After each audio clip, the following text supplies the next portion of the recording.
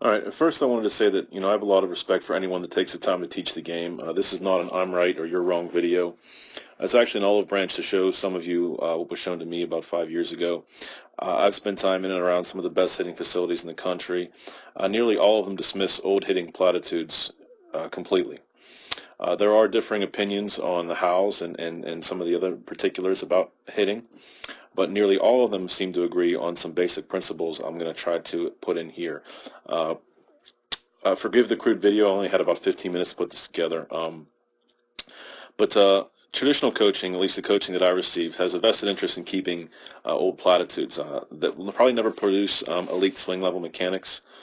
Some things that I heard that maybe you have too, dropping down on the barrel, um, trying to swing level, um, eliminate movement, stay inside, squish the bug, rotate about the spine, push, taking your hands to the ball, that's a big one. They're not good coaching points. They're very simple and vague platitudes that can mean something different to everyone, but none of the truly elite hitters actually do any of these things. Some elite hitters are blessed with great ability. There's no doubt about that. Some of the hitters that I get to watch in my facility or on TV, they're fantastic. They were born that way, but hitting is something I really believe can be done by anybody. Um, at least to play at certain levels. I don't think everybody has the ability to be a major leaguer, but I think everybody has the ability to play in high school or maybe Division III college baseball or softball. So with that in mind, that hitters can come in all shapes and sizes. If you could just suspend, what you've been taught to hit, how to hit for a few moments, I'd like to focus or draw your focus into what's really happening when we swing. So the first video I have here is of A-Rod, and he's pushing down with the barrel, okay? And then next I'm going to have a little video of, where the pushing down on the barrel comes and what that looks like in the blue plane right there. You can read the notes there from Sean Plouffe from Hitterish.com about how that works. There's an obvious difference in the swing movements of great hitters versus everybody else, and this is not new. The best hitters that use these mechanics have used them for the last 100 years. What is new is our ability to study what's happening with these hitters when they swing the bat, I should say. High-level hitters do many of the same things, that we kind of see and hear. But what's different is that the high-speed cameras have captured with many frames per second, and they've allowed us a window into what's really happening, so we can kind of study the best and what they're actually doing. And unfortunately for me, and I'm sure many others, what we were taught and told isn't exactly what these guys are doing. So, I realize some of these guys, and they have a vested interest in keeping the old platitudes. That's what they've always taught. It requires getting outside of your comfort level a little bit. I appreciate all that. But like I said, I do have a lot of respect for you guys, and I just wanted to kind of show you some of these things so that perhaps you could be curious about it and maybe want to learn a little bit more about the practice of coaching, because it really is a practice. We all need to get better at what we do, if we're going to be in this field. One of the phrases I see online a lot is adapt or die, and I really believe in that. So, I kind of wanted to talk quickly about the notion of swinging down. I think it's misunderstood. High-level hitters don't really swing down throughout their entire swing. They swing down initially, but the bat path is quickly turned around and driven up through the baseball. Time and time again, almost every major leaguer, you'll see that. And so what this GIF tries to show is what's happening there and kind of how we don't want to do that.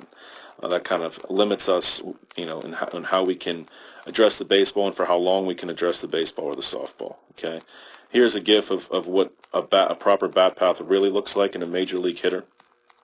The barrel is working behind the head, getting the bat speed up instantly, and here you see it happen with Barry Bonds in sync with the graphic. You'll work at the barrel behind and then up and through. Okay, behind and down, up and through. All right. So the next part about this is how we sync the two engines. I don't really want to get into specifics because I've worked very hard at this over the last 5 years, and this knowledge should be earned, and I feel it shouldn't be given away. But I do want to touch on some very important points. So hopefully, you'll see what these girls are learning is in fact correct, and that perhaps what you and I have been taught, though well-intentioned, is perhaps incorrect in baseball or softball. But turning this triangle allows us to, and you see this in a lot of high-level hitters, turning this triangle allows us to take the arms out of the swing and sink the back with the the leg. Here's A-Rod, who missed dry swing down on the ball. Here he is clearly swinging up and through the ball, but with the triangle. As we move on, here's David Ortiz doing the same thing, swinging up. Franco has that barrel working behind his head. That's a key principle at PVS and other places. But again, a lot of them doing some of the same stuff. None of them are taking their hands to the ball. None of them are rotating around their spine. And none of them are getting their foot down and then swinging. All right, this crude example of turning a measuring tape is how the back works. This is another thing that we teach. This was pretty much brought up in Ted Williams' book, Science of Hitting, in 1971. This is an example of how we take the arms out, some of the drills that we use to have players not push at the ball but actually turn with their back fused with their lower half. Here's the great Mickey Mantle swinging up and through. As we move over here, several elite hitters here and one of the younger hitters in the middle, swinging up and through. Again, Ted Williams twisting the barrel behind his back and then up and through. See, his hands will pivot, another thing that we teach at PBS. Aaron Judge working the barrel behind his head, not taking it to the ball, but behind his head, up and through.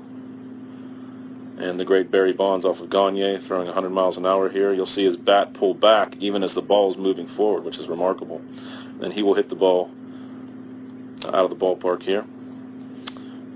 This is one of our hitters getting a piece of one with the same position, so this is not unique to the boys. This is against a rise ball, fully adjustable.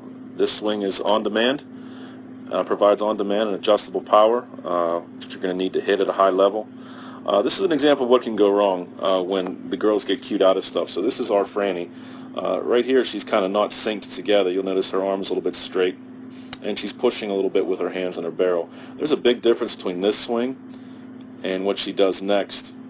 We worked very hard in 2 weeks to fix this. You'll see here, it's much smoother. The hands are through the ball right there. Some bend in her arm. She's keeping her triangle, which she didn't have. If you go back to this one, the triangle's gone right there. Keeping her triangle a little bit longer in the next one.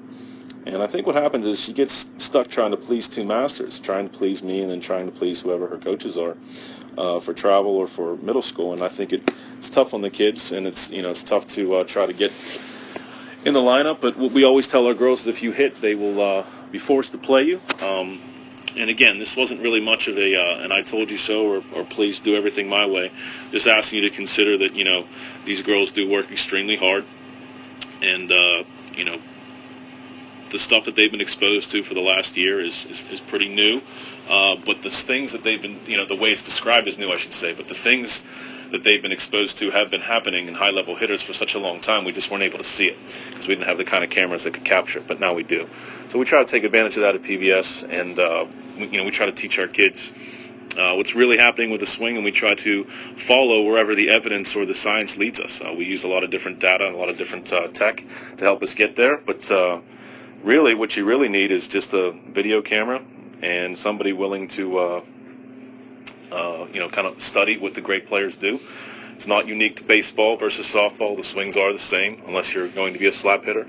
But I hope this is helpful. If you have any questions, these parents know how to get in touch with me. You can reach out to me and come in for a session or have a look at what we do and be willing to talk and spread this kind of stuff as any way I can, as it was offered to me many years ago. Thank you for taking the time to watch this.